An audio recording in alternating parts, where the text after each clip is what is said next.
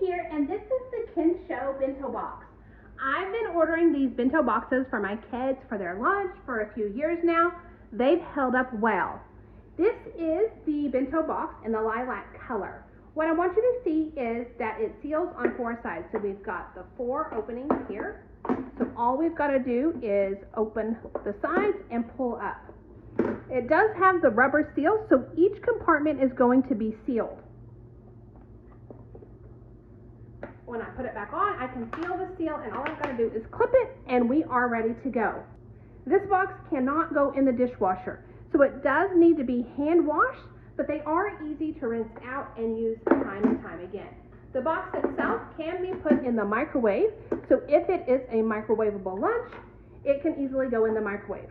When we open it up, we've got a fork and a spoon. What I like about it is I can make the lunches with portion sizes and none of the food will get mixed. My daughter is very particular. She doesn't want her food mixed or touching, and I am able to do that with this box. And we get to use them in the car for traveling. We like to go on road trips, and this has been perfect for snacks as well. So I've been able to use it for school and on the road trips, which I like.